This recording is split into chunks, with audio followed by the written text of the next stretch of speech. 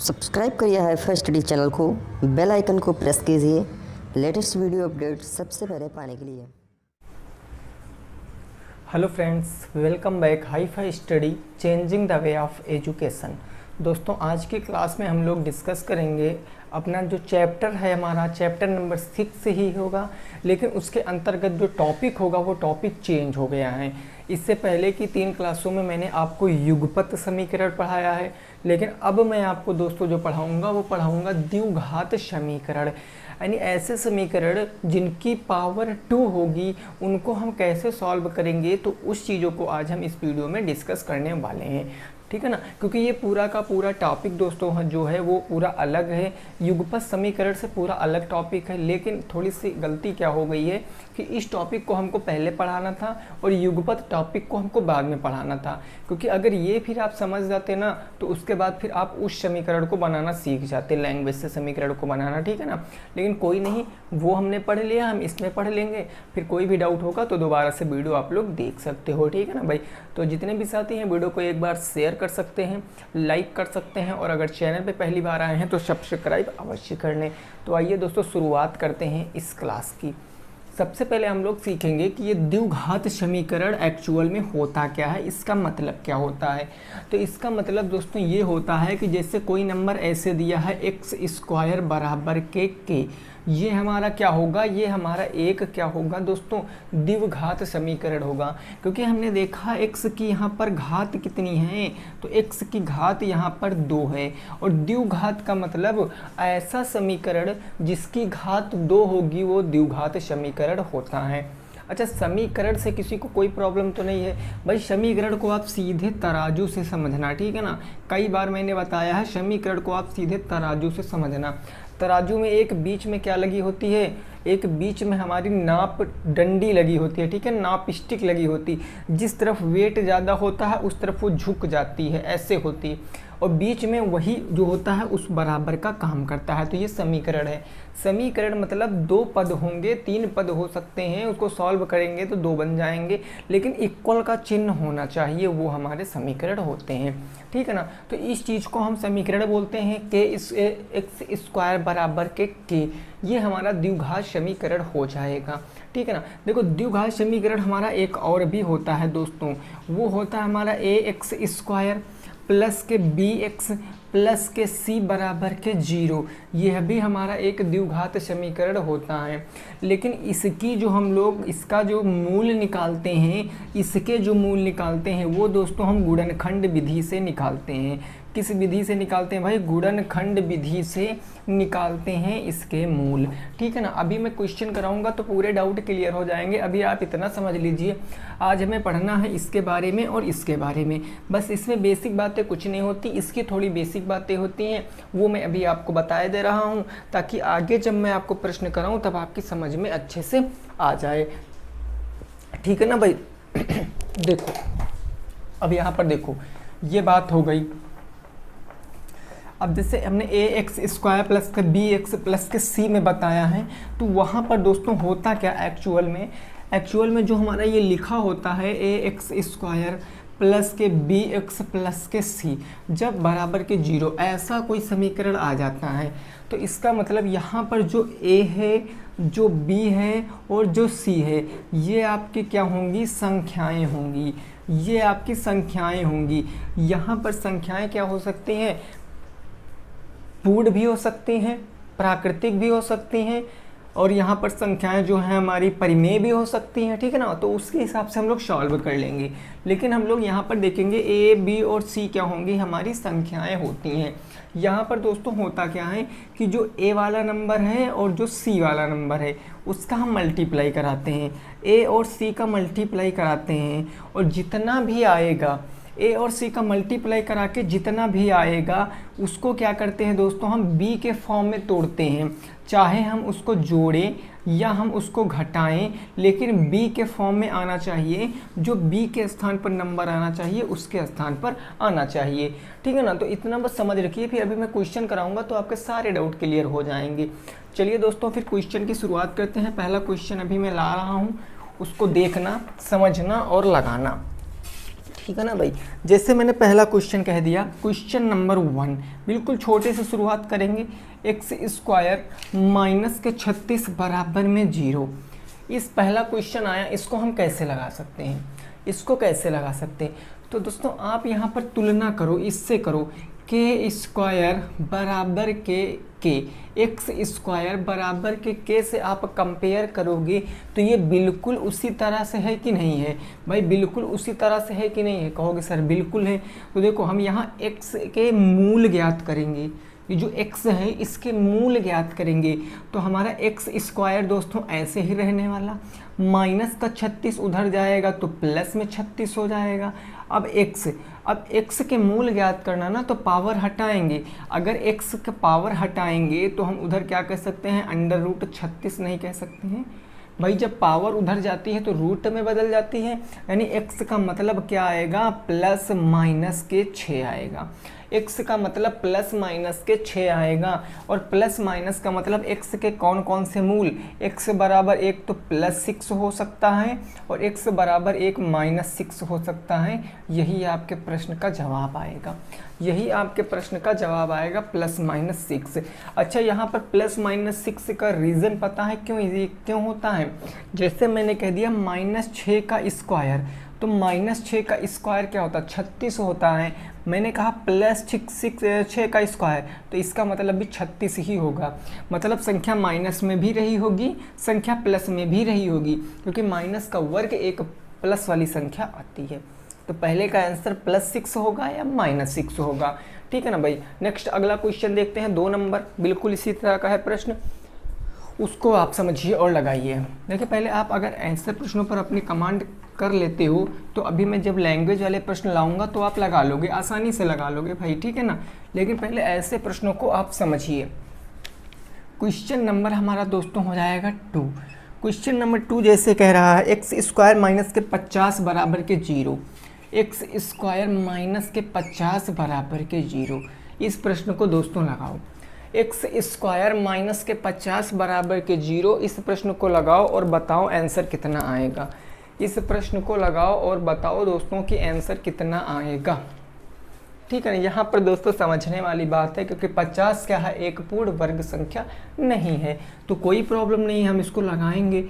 ये हमारा X square as it is रहने वाला, माइनस का 50 उधर जाएगा तो प्लस में 50 हो जाएगा। अब एक्स हमारा इधर रहेगा, स्क्वायर हटाएंगे तो करड़ी का 50 आ जाएगा। अब 50 क्या है, हमारा एक पूर्ण वर्ग नहीं है, लेकिन हम दोस्तों इसको ऐसे भी तो कह सकते हैं, हम 50 को ऐसे कह सकते हैं कि नहीं कह सकते हैं, बोलो 25 और गुणे के 2, 25 दूना 50, बोलो ऐसे कह सकते हैं, डेफिनेटली कह सकते हैं सर। तो x बराबर 25 का वर्गमूल 5 और 2 का वर्गमूल निकाल नहीं सकते, तो 2 का वर्गमूल √2 आएगा, 5√2, वो भी प्लस माइनस में। x बराबर प्लस माइनस 5√2, यानी x का एक मूल होगा प्लस में 5√2, एक मूल होगा x बराबर माइनस में 5√2, ठीक है ना। ये आपके प्रश्न का जवाब है। तो ये जिनका भी आ रहा था वो बिल्कुल राइट है, 5√2 आएगा, वो भी प्लस और माइनस में, तो नोट कर लीजिए। नेक्स्ट प्रश्न पे पहुंचते हैं, प्रश्न संख्या नंबर 3 पर। प्रश्न संख्या 3 दोस्तों देखिए क्या कह रहा है और उसको समझिए। ये ऐसा हमारा लास्ट प्रश्न होगा, फिर हम सीधे लैंग्वेज वाले प्रश्नों पे पहुंच जाएंगे, ठीक है ना। ये ऐसा जो होगा हमारा लास्ट प्रश्न होगा भाई। ये केवल मैंने समझाने के लिए आपको प्रश्न करा रहा हूँ, बाकी ये सभी प्रश्न आप लोग कर लोगे, ये कुछ भी प्रश्न टफ नहीं है। जैसे एक्स स्क्वायर माइनस के 64 बराबर के 0, अब देखते ही आंसर बता दो, प्लस माइनस का 8 आएगा, आएगा कि नहीं आएगा ना। देखो भाई ये एक्स हमारा ऐसे रहेगा, एक्स स्क्वायर माइनस में तो उधर प्लस का 64 हो जाएगा, तो एक्स बराबर क्या आएगा, रूट का 64 आ जाएगा, यानी एक्स बराबर क्या आएगा, प्लस माइनस का 8 है, 8 × 64, यानी एक्स को हम क्या कह सकते हैं, एक बार प्लस में 8 आ सकता है और एक्स का मूल एक बार माइनस में 8 आ सकता है, आंसर हो जाएगा। नोट कर लीजिए दोस्तों, आंसर आ जाएगा, ठीक है ना। ये थे दोस्तों आपके कुछ बेसिक सवाल, ये थे जो बेसिक, बिल्कुल ही बेसिक, निहायती बेसिक क्वेश्चन थे ये। अब देखो लैंग्वेज वाले प्रश्नों पे हम लोग पहुंचते हैं और उनको हम लोग सॉल्व करते हैं। प्रश्न संख्या 1, प्रश्न संख्या 1, ठीक है ना, लैंग्वेजों का प्रश्न संख्या 1 और हमारा आज का प्रश्न संख्या 4। क्वेश्चन नंबर 4 दोस्तों यह कह रहा है कि हाँ देखो, एक आयताकार हाल की लंबाई उसकी चौड़ाई का 3/4 है। एक आयताकार प्रश्न को समझना दोस्तों, आयताकार हाल की लंबाई उसकी चौड़ाई की 3/4 है, उसकी चौड़ाई की 3/4 है, 3/4 है, ठीक है ना। अब प्रश्न कह रहा है दोस्तों, फर्श का क्षेत्रफल 768 सेंटीमीटर हो, फर्श का क्षेत्रफल 768 सेंटीमीटर स्क्वायर हो, तो प्रश्न दोस्तों क्या कहा गया है, तो प्रश्न कहा गया है चौड़ाई ज्ञात करो। हाल की चौड़ाई आपको बताना है, चौड़ाई बताओ हाल की। इस प्रश्न को दोस्तों लगाओ और बताओ आंसर क्या आएगा। बहुत ही बढ़िया प्रश्न है। एक आयताकार हाल की लंबाई उसकी चौड़ाई के 3/4 है। यदि फर्श का क्षेत्रफल 768 सेंटीमीटर स्क्वायर हो तो आपको चौड़ाई बताना है कि जो आपका आयताकार हाल है उसकी चौड़ाई कितनी है, उसकी ब्रेथ कितनी है, ठीक है ना दोस्तों। समझना, ऐसे प्रश्नों को हम कैसे लगा सकते हैं भाई, हमें कोई आइडिया नहीं है कि जो एक्चुअल में जो आयताकार हॉल है उसकी लेंथ क्या है, उसकी ब्रेथ क्या है, कोई आइडिया नहीं है। एक चीज़ है कि अगर हमारी जो लंबाई है वो 4 है तो चौड़ाई क्या होगी, 3 होगी, ठीक है ना भाई। चौड़ाई अगर 4 है तो लंबाई कितनी होगी, 3 होगी। ये चीज़ आपसे बताया गया है बस। अब देखो हमने क्या किया दोस्तों, लेंथ मान लिया, कितनी माना, लेंथ x हो जाएगी। बोलो लेंथ क्या हो जाएगी, x हो जाएगी, लंबाई x हो जाएगी। पहले देखो लंबाई मानेंगे कि चौड़ाई मानेंगे, लंबाई तो हमने माना x, लेकिन अभी हमको देखना है, सीखना है कि उसकी लंबाई चौड़ाई के 3/4 है। लंबाई चौड़ाई के कितनी है, 3/4 है। मतलब लंबाई नहीं मान सकते हैं तो हम क्या मानेंगे सर, चौड़ाई मानेंगे। लंबाई नहीं मानेंगे, हम चौड़ाई मानेंगे। b बराबर ब्रेथ बराबर x। अगर ब्रेथ x है तो लेंथ कितनी हो जाएगी भाई, लेंथ जो है ब्रेथ का 3/4 है, ब्रेथ हमारी x है तो इसका 3/4 हो जाएगा, 3/4 हो जाएगा। यानी कि ये क्या हो जाएगा, 3x/4 हो जाएगा। बोलो होगा कि नहीं होगा, 3x/4 होगा, बोलो होगा कि नहीं होगा। अब क्षेत्रफल दिया, चूंकि आयताकार मैदान है ना, आयताकार मैदान है और हमको क्षेत्रफल दिया, तो आयत का क्षेत्रफल दोस्तों होता क्या है, आयत का क्षेत्रफल क्या होता है ये सभी को पता होगा। आयत का क्षेत्रफल होता है लंबाई गुणे में चौड़ाई, यही ना होता है। लंबाई है आपकी 3x/4, ये हो गया 3x/4 और गुणे चौड़ाई आपकी कितनी है भाई, x है, और बराबर क्षेत्रफल एक्चुअल में दिया कितना, 768, ये आ गया 768।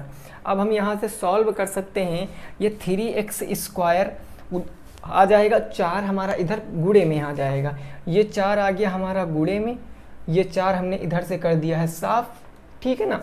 अब देखो ये 3x² और यहाँ आ गया इतना, तो अब देखो यहाँ हम सॉल्व करेंगे, 8 चौके 32 के 2 हासिल कितना आ गया, 3 आ गया, 6 चौके 24, 24 और 3 कितना हो गया, 27 के 7 हासिल 2 आ गया, 4 सट्टे 28, 28 तो कितना हो गया, 30 हो गया, 30 32 बराबर के कितना बच्चा, 3x²। अब 3 हमारा गुणे में इधर आ जाएगा तो बटे में हो जाएगा 3, उधर बच गया x²। 3 से काट सकते हैं दोस्तों, कितनी बार जाएगा, 3 1 कम 3 0, 3 दूनी 6 और 3 चौके 12, 1024 आ गया। x² बराबर कितना आ गया, 1024 आ गया। तो x बराबर दोस्तों कितना आएगा, अब ये तो अभी वैसा ही क्वेश्चन बन गया जैसा शुरुआत में अभी आपने 3 क्वेश्चन किए हैं।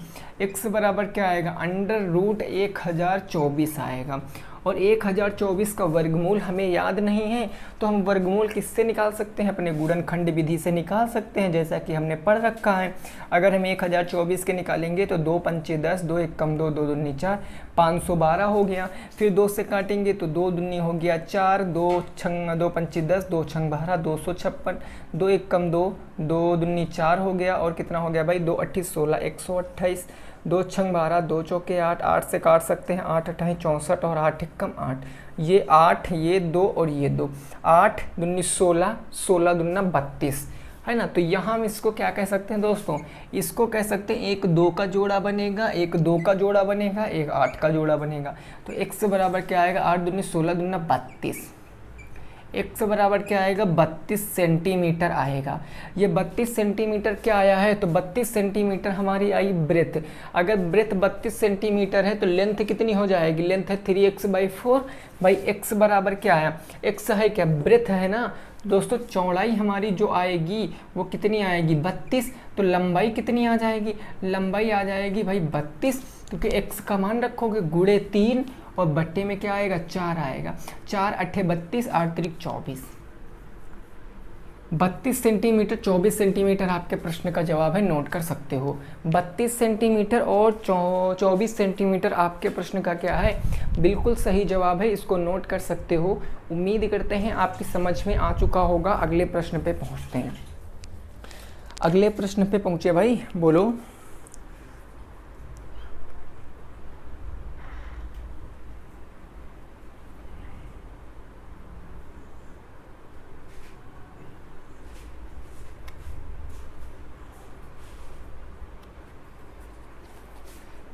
पहुंचे भाई अगले प्रश्न पे ना, चलो समझ गए हो। अगला प्रश्न question number 5, question number 5।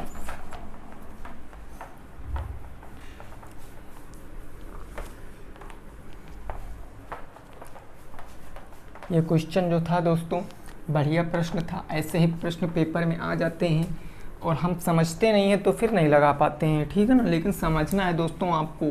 Question number 5 हमारा क्या कह रहा है, तो ये दोस्तों कह रहा है एक वर्गाकार खेत का क्षेत्रफल 20-25 वर्ग मीटर है।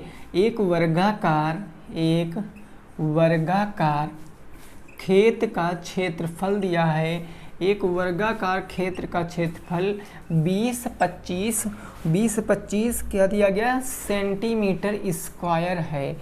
तो प्रश्न दोस्तों क्या पूछा है, उसकी भुजा बताएं, खेत की भुजा बताएं, खेत की भुजा बताओ। इस प्रश्न को दोस्तों लगाओ, बिल्कुल नॉर्मल सा प्रश्न है, आसानी से लगा पाओगे, आसानी से लगा पाओगे इस प्रश्न को। बताओ क्या आंसर आएगा, बताओ भाई क्या आंसर आएगा इस प्रश्न का। चलिए भाई साहब, देखिए वर्ग का जो क्षेत्रफल होता है वो होता है भुजा स्क्वायर, लेकिन भुजा ही हमको बताना है। तो हम मान लेंगे भाई, माना खेत की भुजा क्या हो जाएगी भाई बताओ। माना खेत की भुजा हमने x मान लिया ना, x मान लिया खेत की भुजा। अब क्षेत्रफल दिया है, खेत कैसा है वर्गाकार है, वर्ग का क्षेत्रफल क्या होता है भाई, खेत का क्षेत्रफल क्या हो जाएगा दोस्तों बोलो जरा, खेत का क्षेत्रफल। ये भुजा स्क्वायर ना होगा, बोलो भुजा स्क्वायर ना होगा, कहोगे सर बिल्कुल होगा। और खेत का क्षेत्रफल दिए कितना है 20-25, तो ये हो जाएगा 20-25 बराबर के भुजा थी x, तो x स्क्वायर। अब ये के स्क्वायर एक्स स्क्वायर बराबर के आकार का बन गया, तो x बराबर रूट के अंदर 20-25 ना ही कह सकते हैं, कहोगे सर बिल्कुल कह सकते हैं। तो 20-25 का आप वर्गमूल निकाल लीजिए, कितना आएगा 1 सेकंड निकाल लेते हैं हम लोग। 5 चौके हो गया 20, 5 पंजे हो गया 25, 5 अट्ठे हो गया 40, 5 एक कम 5, 9 नवा 81, 9 एक कम 9, तो कितना आएगा 9 पछे 45। x बराबर कितना आएगा भाई 9 मल्टीप्लाई के 5 यानी 9 पछे 45 सेंटीमीटर भुजा आ जाएगी। 45 सेंटीमीटर की आ जाएगी दोस्तों भुजा आ जाएगी। आपके प्रश्न का भी ये सही जवाब हो जाएगा, नोट कर लीजिए। अगले प्रश्न पे पहुँचते हैं। प्रश्न संख्या नंबर दोस्तों जो होगा वो होगा आपका 6।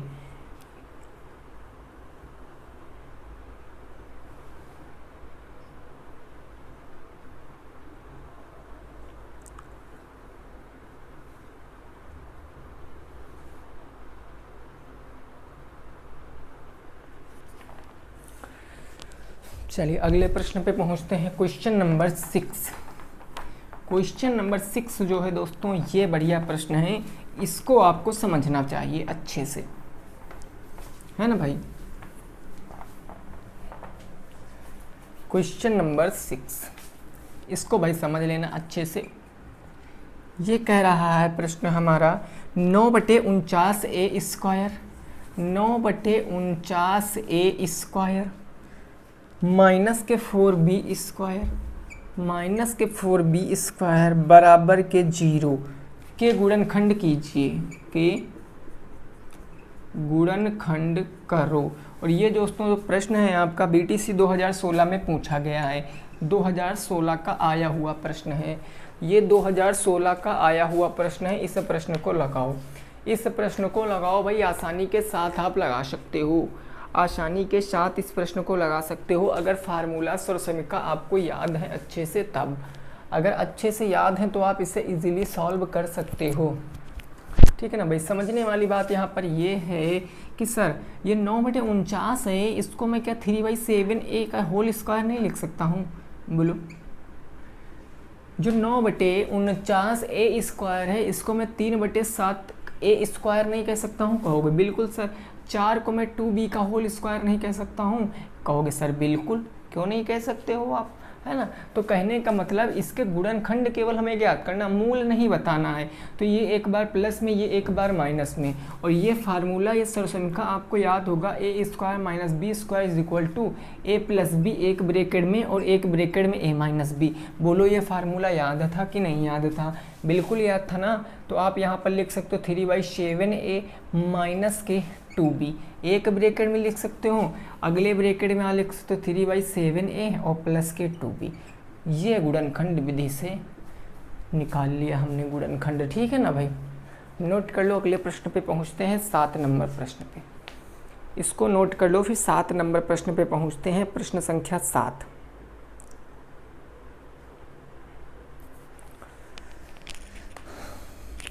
आज की क्लास दोस्तों बिल्कुल बेसिक क्लास है, हम लोग छोटे छोटे प्रश्नों को डिस्कस कर रहे हैं। बीच में एक आधे प्रश्न ऐसे भी आ जाते हैं जिनको समझना पड़ता है, बाकी सारे प्रश्न देखिए, इतना आप पढ़ चुके हो दोस्तों, इतना आप मैथ पढ़ चुके हो कि अगर अब आप केवल प्रैक्टिस भी करो ना, देखिए बस क्या 2 ही 3 चैप्टर ऐसे रह गए हैं जिनको मैंने अभी तक नहीं पढ़ाया। एक तो प्रायिकता हो गया, वो भाई खुद से पढ़ सकते हो आप लोग, उसमें अगर कुछ क्वेश्चन है तो आप हमें बताना, मैं सॉल्व करा दूंगा। बट दोस्तों अगर उसकी थ्योरी हम बताएंगे तो फिर थ्योरी बोर्ड पे लिख कर केवल पढ़ देना, ये काम आप खुद से भी कर सकते हो, ठीक है ना।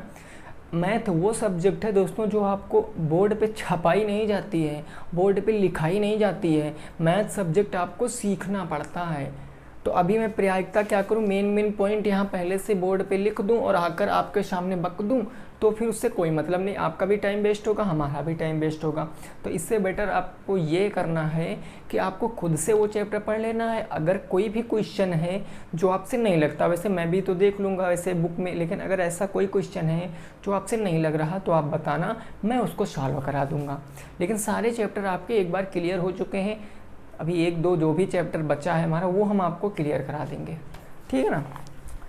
अगला प्रश्न देखो दोस्तों, 7 नंबर, क्वेश्चन नंबर 7।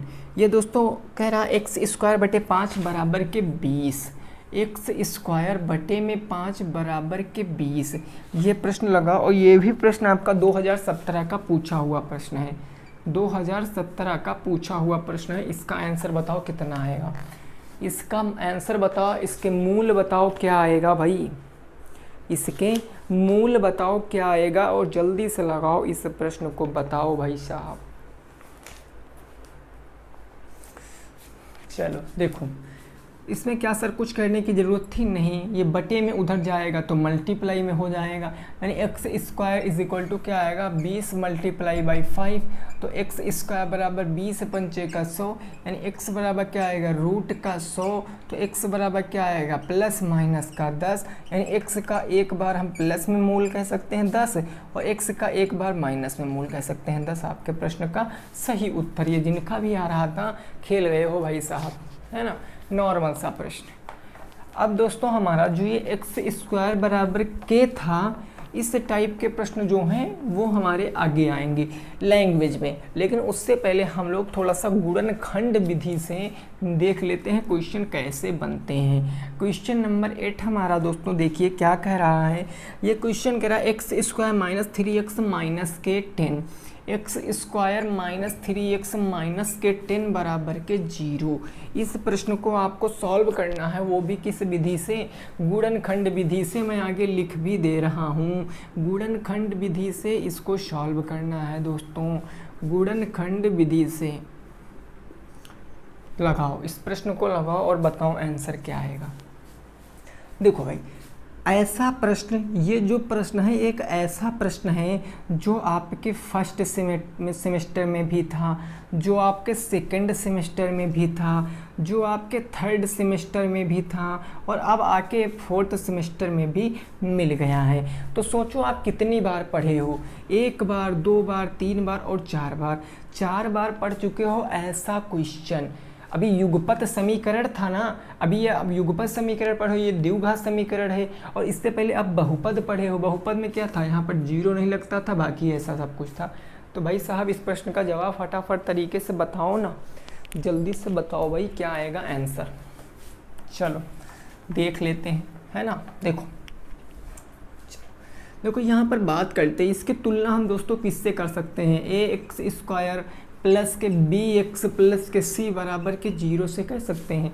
कहोगे सर बिल्कुल कह सकते हैं, सेम तो है, केवल यूनिट ही बदली हुई है। अब a बराबर मैं आपसे पूछूं कितना है, तो a के बराबर कितना है, 1 है कि नहीं है। b के बराबर कितना है, तो b के बराबर -3 है कि नहीं है। c बराबर कितना है, तो c बराबर -10 है कि नहीं है, बिल्कुल है। अब क्या करेंगे, a और c का मल्टीप्लाई करते हैं। तो दोस्तों अगर मैं यहाँ पर a गुणे c करेंगे तो 1 गुणे -10 करेंगे, यानी -10 आएगा। भाई a का मान 1 है, c का मान -10 है, तो -10 आएगा। -10 के 2 ऐसे गुणनखंड कीजिए जोड़ने या घटाने पर b के वाली वैल्यू प्राप्त हो, यानी -3 आपका प्राप्त होना चाहिए।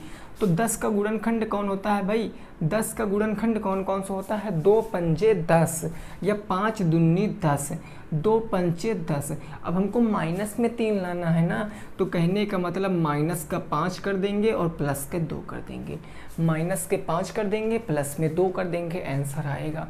अब यहाँ पर दोस्तों हम लगवाते हैं एक्स स्क्वायर, 3x को मैं क्या कह सकता हूँ, इसको मैं कहता हूँ माइनस के 2x और सॉरी प्लस के 2x माइनस के 5x और माइनस के 10 बराबर में 0। इसको यही तो कह सकता हूँ, 2 के पेयर बना के कॉमन ले लेंगे, इधर x कॉमन मिल रहा, ये बच गया x प्लस x से x कैंसिल 2 माइनस के 5। लेकिन भाई साहब -5 जब माइनस का कॉमन लेते हैं, ब्रैकेट के बाहर जब माइनस होता है तो ब्रैकेट के अंदर के सारे चिन्ह बदल जाते हैं। ये चीज़ आप फिट कर लीजिए दिमाग में, कई बार आप लाखों बार मैथ पढ़ोगे तब इसको लगाओगे। तो ये आपका बच्चा x माइनस है, तो ये प्लस का 5 दूनी 10, x प्लस के 2 दोनों में कॉमन, तो x प्लस के 2 दोनों में कॉमन, और ये क्या आ गया, x माइनस के 5 आ गया। इसके बराबर भी 0 है तो इसके बराबर भी 0, यानी यहाँ से x बराबर क्या आएगा, -2 आएगा भाई, क्योंकि ये प्लस उधर जाएगा माइनस में, और यहाँ से x बराबर 5 आ जाएगा। आपके प्रश्न का जवाब भी आ गया, -2 और +5 आपके प्रश्न का जवाब है। नोट कर लीजिए भाई साहब, यही आंसर है, -2 और +5 आपके प्रश्न का क्या है, सही जवाब है। यही आपके प्रश्न का बिल्कुल करेक्ट जवाब है। ठीक है ना भाई, क्लियर है ना। चलिए अगला प्रश्न लगा के बताइए भाई, अगला प्रश्न लगा के कौन बताएगा पहले उसका उत्तर, कौन बताएगा पहले उत्तर उसका भाई, जल्दी से देखो, रेडी होना भाई सभी लोग। क्वेश्चन नंबर हमारा 9, यह है हमारा प्रश्न, x square minus x minus के 6, x square minus x minus के 6 बराबर के 0। इसको हल करिए, इसको हल करिए और बताइए आंसर क्या आएगा दोस्तों। इसको हल करके बताना आंसर क्या आएगा, ठीक है ना भाई। एक्स स्क्वायर माइनस का 6 बराबर के 0। देखो यहाँ पर हम तुलना फिर से कर लेते हैं दोस्तों। हम तुलना किससे करेंगे, इसकी ax² प्लस के bx प्लस के c बराबर के 0 से कर सकते हैं। कहोगे सर बिल्कुल, a बराबर कितना है 1 है, b बराबर कितना कुछ नहीं तो माइनस का चिन्ह यानी माइनस के 1 है, c बराबर कितना माइनस के 6 है। अब a मल्टीप्लाई c करेंगे तो यहाँ पर -6 एक कम माइनस का 6 आएगा ना, यानी 1 मल्टीप्लाई माइनस का 6 तो माइनस का 6 आएगा। और माइनस के 6 के दो ऐसे गुणनखंड कीजिए कि b वाले नंबर आना चाहिए, माइनस का 1 आना चाहिए।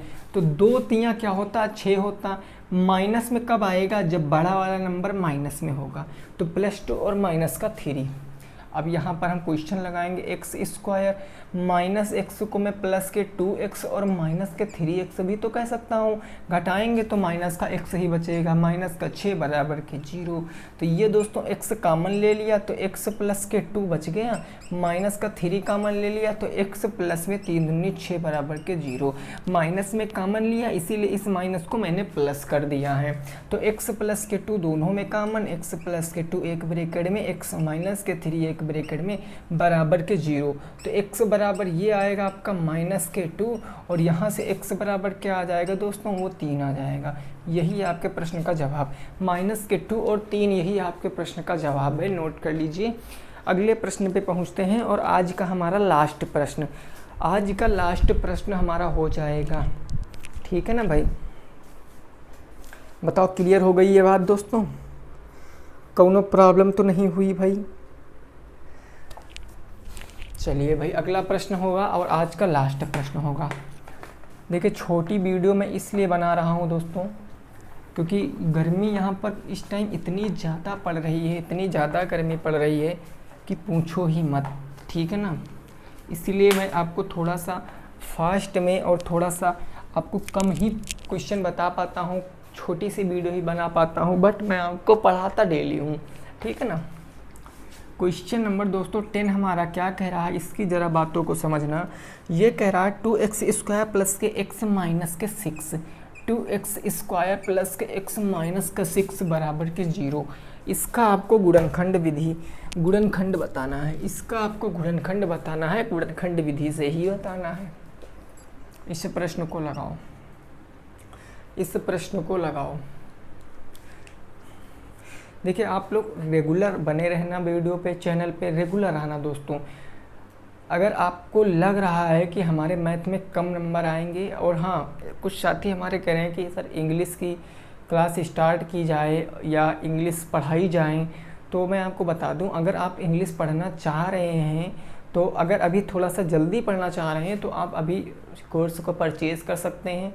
लेकिन अगर आप थोड़ा सा पेशेंस रखेंगे, धैर्य रखेंगे, तो मैं इंग्लिश में बहुत जल्द आपको पढ़ाने लगूंगा, ठीक है ना। अभी क्या है यहाँ पर दोस्तों बहुत ज़्यादा गर्मी पड़ रही है, इसलिए एक से अधिक वीडियो बनाना पॉसिबल नहीं होता है। एक ही वीडियो में जो होता है वो शरीर पूरा अस्त व्यस्त हो जाता है, तो एक से ज़्यादा वीडियो नहीं बना पाते। लेकिन अभी जब थोड़ा सा मौसम दोस्तों चेंज होगा, थोड़ा सा क्या होगा कि मौसम जो है ठंडा होगा, तो हम 2-2 वीडियो बनाने लगेंगे। तो एक हिंदी की, एक अंग्रेजी की बन जाएगी, एक गणित की बन जाएगी, ठीक है ना भाई। तो क्या करते, थोड़ा सा पेशेंस बना के रखना ही। इंग्लिश ज़रूर पढ़ाएंगे, कंप्लीट पढ़ा देंगे, इंग्लिश सेक्शन B पूरा पढ़ा देंगे हम। देखो यहाँ पर आंसर दोस्तों क्या आएगा, x² प्लस bx प्लस के c बराबर के 0। a बराबर दोस्तों कितना है तो 2 है, b बराबर कितना है तो प्लस के 1 है, c बराबर माइनस के 6 है। अब हम यहाँ से दोस्तों निकाल सकते हैं, अपना सेकंड में मार्कर चेंज कर लूँ। देखो अब यहाँ पर हम बता सकते हैं कि जो2x² x माइनस का 6 बराबर की 0, यानी a और c का मल्टीप्लाई कराएंगे तो माइनस के 12 आएगा। a मल्टीप्लाई का c यानी माइनस के क्या आ गया 12 आ गया। माइनस के 12 के ऐसे फैक्टर करिए कि माइनस प्लस का 1 आना चाहिए, तो 4 तियाँ 12, 4 माइनस के 3 नहीं कह सकते हैं, बिल्कुल कह सकते हैं। तो ये हमारा आ जाएगा 2x² प्लस का 4x माइनस का 3x माइनस का 6 बराबर में 0। 2 के जोड़े बना के कॉमन ले लेंगे, इधर कॉमन मिल रहा है 2x, तो ये हमारा क्या आ जाएगा x प्लस के 4 एक ब्रैकेट में, इधर कॉमन माइनस के 3 मिल रहा है, कॉमन क्या मिला दोस्तों माइनस के 3, तो ये क्या आ जाएगा x प्लस के 3 दूनी 6 बराबर के 0। x प्लस के भाई साहब 2 दूनी 4 होगा भाई, यहाँ पर 2 दूनी 4 होगा, ठीक है ना, 2 दूनी 4 होगा, 4 लिख गया था गलती से।